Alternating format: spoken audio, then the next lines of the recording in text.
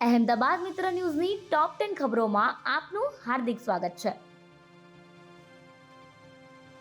અમદાવાદમાં દાદાની ઉંમરના વૃદ્ધનું 5 વર્ષની બાળકી સાથે ખરાબ કૃત્ય. અમદાવાદના મેઘાણીનગરમાં 5 વર્ષની બાળકી સાથે 73 વર્ષીય વૃદ્ધે હડપલા કર્યાની ચકચાવનારી ઘટના બની. વૃદ્ધ બાળકીને રમાડવાના બહાને ઘરે બોલાવી ત્યારબાદ તેના ગુપ્ત ભાગે હાથ ફેરવી છેડતી કરી. બાળકીએ ઘરે જઈને માતા અને ફોઈને આપવીતી જણાવતા પરિવારે તુરંત પોલીસ કંટ્રોલ રૂમનો સંપર્ક કર્યો. મેઘાણીનગર પોલીસે ઘટના સ્થળે પહોંચી આરોપી નંદલાલ આસવાણીની ધરપકડ કરી વધુ તપાસ હાથ ધરી. પોલીસને આજુબાજુમાં ઊભી રાખી ટપોરીના સીનસપાટા. એઆઈનો ઉપયોગથી લોકો અલગ અલગ વિડીયો બનાવે છે, ત્યારે શહેરના એક ટપોરી એક્ટિવા પર બેસીને આજુબાજુ પોલીસ બંદોબસ્તમાં હોય અને રૌફ જમાવતો હોય તેવો વિડીયો બનાવ્યો હતો. જે વિડીયો વાયરલ થતાં જ અમદાવાદ ક્રાઇમ બ્રાન્ચે વિડીયોના આધારે ટપોરીની ધરપકડ કરી. જે બાદ ટપોરીની આજુબાજુ અસલી પોલીસનો વિડીયો બનાવવામાં આવ્યો, જેમાં માફી મંગાવવામાં આવી.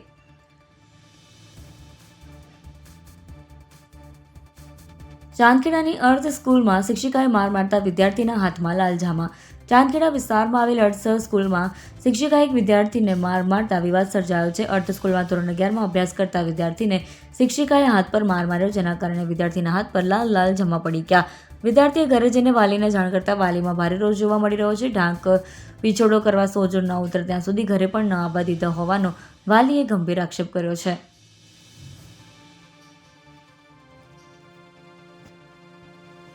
મોડાસાના દુકાનદારને કાલુપુરમાં મફતમાં રિક્ષામાં બેસાડી ખિસ્સામાંથી 50,000 સેરવી લીધા.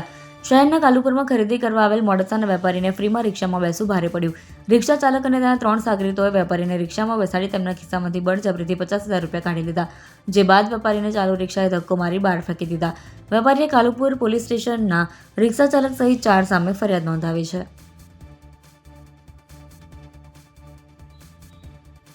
ગેંગસ્ટર કાલુ ગર્દન અને સાગરીતો સામે વધુ એક ફરિયાદ. અમદાવાદના શહેરના જુહાપુરા વિસ્તારમાં મહેમૂદ મારુએ વેજલપુર પોલીસ સ્ટેશનમાં કાલુ ગર્દન, તેનો ભાઈ સુલતાન ફરદીન ઉર્ફે પાવલી સહિત 5 શખ્સો સામે હુમલાની ફરિયાદ નોંધાવી છે. અગાઉ નોંધાયેલ મારામારીના કેસમાં સમાધાન કરવા કાલુ ગર્દન અને તેના સાગરીતો મહેમૂદનો સંપર્ક કરવા આવ્યા હતા. જોકે મહેમૂદે સમાધાન કરવાની સ્પષ્ટ ના પાડતા ઉગ્ર બોલાચાલી થઈ હતી અને બોલાચાલી ઉગ્ર બનતા આરોપીએ મહેમૂદ પર હુમલો કર્યો હતો.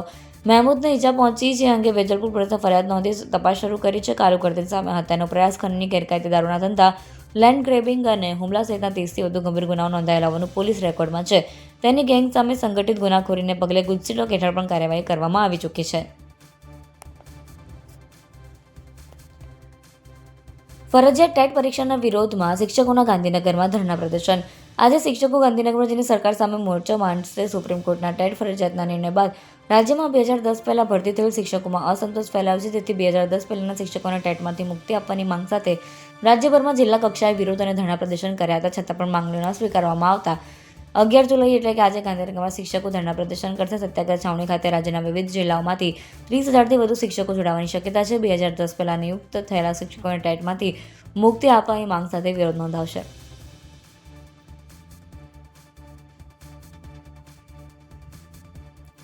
દવાની એડ ને પછી 1 લાખ સુધીનું ખંડણીનો ખેલ.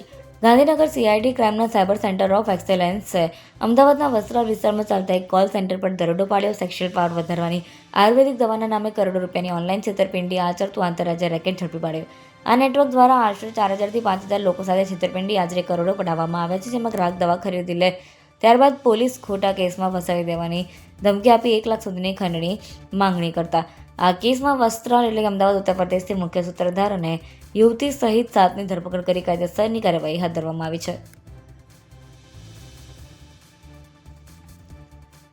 એએમસી પ્લોટ ભાડે મેળવી ગેરકાયદે બાંધકામ કરી દીધું. અમદાવાદના વિવિધ વિસ્તારોમાં મ્યુનિસિપલ કોર્પોરેશનની માલિકીના પ્લોટ આવેલા છે, જેને સિઝનેબલ ધંધા સહિત વિવિધ હેતુ માટે ભાડે આપવામાં આવતા હોય છે. ત્યારે શહેરના નિકોલ વિસ્તારમાં સિઝનલ ધંધા માટે ભાડે લેવામાં આવેલા પ્લોટમાં ગેરકાયદેસર પતરાનો શેડ બનાવી દેવામાં આવ્યો હોવાનું નિકોલ વોર્ડના મહિલા કોર્પોરેટરના ધ્યાન પર આવ્યું હતું. આ બાબતે એએમસીના અધિકારીને ધ્યાને દોરતા તાત્કાલિક ધોરણે શેડ તોડી પાડવામાં આવ્યો.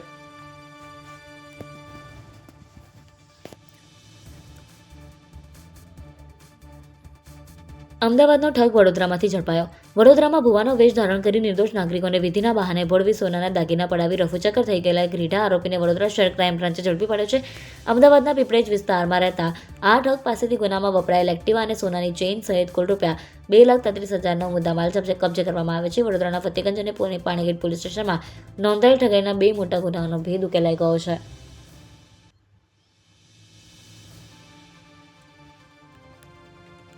ટર્ન લેતી DPSની બસમાં ઘૂસતા મોપેડ ચાલકનું મોત. શું અમદાવાદના શાસ્ત્રીનગરમાં ટર્ન લઈ રહેલી DPS સ્કૂલની બસમાં ઘૂસી જતા મોપેડ ચાલક યુવકને ઘટના સ્થળે જ મોત નીપજ્યું. અકસ્માત બાદ DPS બસના ડ્રાઈવર અને કંડક્ટર બંને બસ અને બાળકોને ત્યાં જ મૂકીને ફરાર થઈ ગયા. પલ્લવ 4 રસ્તા પાસે બપોરના સમયે બોપલ DPS સ્કૂલનો બસ ચાલક બસને વાળતો હતો અને સ્પીડમાં આવતો મોપેડ ચાલક તેમાં ઘૂસી ગયો હતો, જેના કારણે બસની નીચે આવી જતા યુવકનું મોત થયું હતું. અહેમદાબાદ મિત્ર ન્યૂઝની YouTube ચેનલને સબસ્ક્રાઇબ કરો અને બેલ આઇકન જરૂરથી દબાવો, જેથી મહત્ત્વના સમાચાર આપના સુધી જલ્દીથી પહોંચે.